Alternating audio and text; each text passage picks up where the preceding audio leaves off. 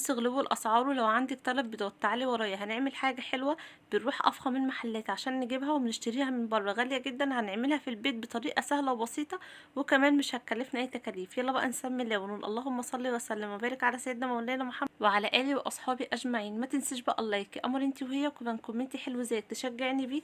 هنا بقى جبت البوله ونزلت ب3 بيضات، ضربتهم كويس او بالمضرب الكهربائي لمده دقيقتين 3، وبعد كده نزلت برشه من الفانيليا.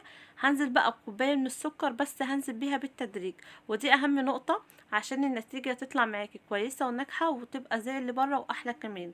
طب ايه ده؟ طب انت هتعملي ايه؟ كملي بس الفيديو للاخر وباذن الله هيعجبك جدا. هو الفيديو دوت كان عندي قديم عشان الناس ما تستغربش من شكل الرخامه. هنا بقى نزلت باخر كميه من السكر.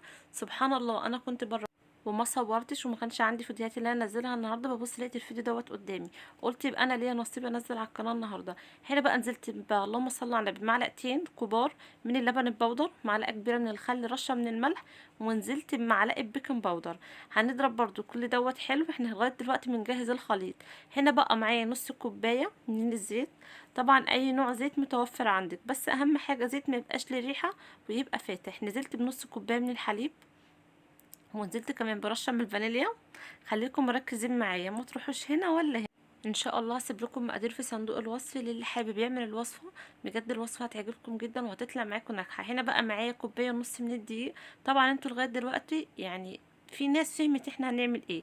هنعمل الجاتو الاقتصادي، مش هنشتري من بره تاني، هنعمله بطريقه سهله ومكونات كلها متوفره في البيت. نزلت طبعا بكوبايه ونص من الدقيق عشان انا مش عايزاها تبقى كيكه، انا هعمل جاتو على طبقتين، وانتوا ذات نفسكم خليكم مكملين معايا الفيديو للاخر وبجد هيعجبكم قوي. الوصفه طلعت معايا ناجحه وعجبت حماتي جدا وبجد شكرت لي فيها. يا رب بقى اللي هي برضو تعجبكم، واتمنى لما تجربوها ان انتوا تبعتوا لي في الكومنتات تقولوا لي رايكم. وما تنسوش كمان اللايك، عشان كل حد بيدوس لي لايك بعرف ان الوصفه عجبتكم وكمان الفيديو بيتشاف اكتر.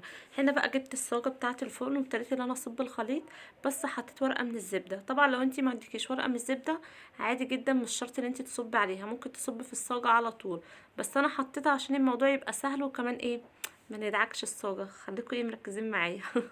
طب انتي ليه حطيتها في الصاجه ما حطيتهاش في صينيه؟ عشان عايزاها تبقى اللهم صل على النبي ما تبقاش سميكه، عايزه الطبقه اللي هي تبقى رفيعه عشان احنا هنعمل جاتو جاتو جاتو. شايفين بقى؟ دخلتها بقى الفرن على درجه حراره 180 لمده ربع ساعه بالظبط، كانت خلصانه. مش هقوله بقى لمده نص ساعه عشان لاحظوا اللي هي مش سميكه. هسيبها بقى تبرد. جبت بقى البوله ونزلت بكوبايه كريم جانتيه، ونزلت بنص كوبايه من الحليب، ونزلت بمعلقتين لبن بودر، ونزلت كمان برشه فانيليا، ونزلت اللهم صل على النبي ونزلت بنص كوبايه من السكر. هنبتدي بقى نضرب كريم الجانتيه كويس اوي، بعد كده هندخله الفريزر لغايه لما نجهز الكيك بتاعنا. هنا بقى ضربته بقى كويس. شايفين بقى يعني الكميه ضعفت، وشايفين السمك بجد حلو جدا كريمي. لازم اهم حاجه انت تضربيه كويس، كل ما تضربيه كل ما الكميه هتضاعف معاكي. شايفين سمكه؟ لا حلو يا لهوي. هقوم دلوقتي اكل منه حته. انا اصلا لما بعمله بيفيد مني بحطه في الفريزر. هنا بقى جبت بوله فيها حبه من الحليب وابتديت ان انا ادهن الوش بتاع الكيك. طب ليه بتعملي النقطه ديت؟ عشان يبقى طري ما يبقاش ناشف. هبتدي بس انا اقسمه نصين. جبت بقى الصينيه زي ما قلت لكم الفيديو ده قديم عشان ما تستغربوش يعني شويه. هي كده كده الورده دي موجوده على طول عندي، بس الستيكر غيرت. بعد بقى ما قسمت الكيك ابتديت اللي انا يعني احط فوق بعض واشيل الحروف، ودي اهم نقطه ليه، عشان الحروف بتبقى ناشفه شويه. احنا عايزين الكيك بتاعنا يبقى طري وما يبقاش تخين ومكبس في بعض، عايزينه يبقى سميك. ابتديت بقى احط بقى الطبقه اللي في النص وبقى غرقيها، يعني عايزاها كده تبقى مقلبظه. كل ما هتكتري الكريمه كل ما الجاتو بتاعك هيبقى حلو جدا، بس مش طبعا ان انت تخليه لز من كل ناحيه. احنا هنحط الطبقه اللي في النص وطبعا هنظبطها وبعد كده نحط الطبقه فوقيها، وهنبتدي بقى اللي احنا نقفل ايه الاجزاء كلها بالكريم الجانتيه برضو. يعني نعملي حساب نقطه زي كده عشان ما تكتريش كريم الجانتيه اهو في النص. هنا اهو حطيتها. هبتدي بقى ايه من فوق بقى وفي الجناب وكله، يعني هقفلها بكريم الجانتيه. عشان كده كنت عامله كوبايه من كريم الجانتيه، بس مش قادره اوصف لكم طعمه حلو قوي. طب كريم الجانتيه دوت اللي اكياس ولا اللهم صل على النبي اللي عند العلاف؟ لا اللي عند العلاف جايباه خام وانا اللي عملته.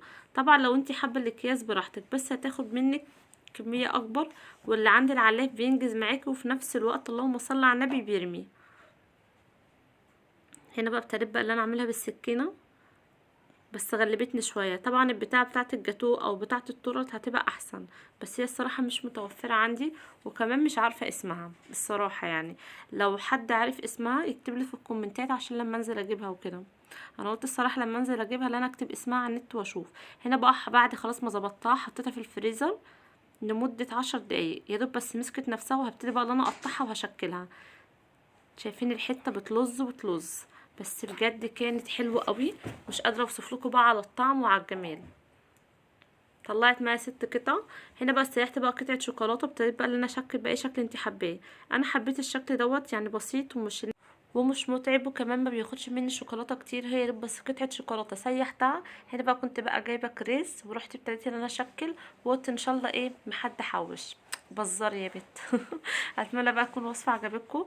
ما تنسوش بقى اللايك والاشتراك في القناه، وكمان كومنت حلو زي كنت تشجعوني فيه. في رعايه الله.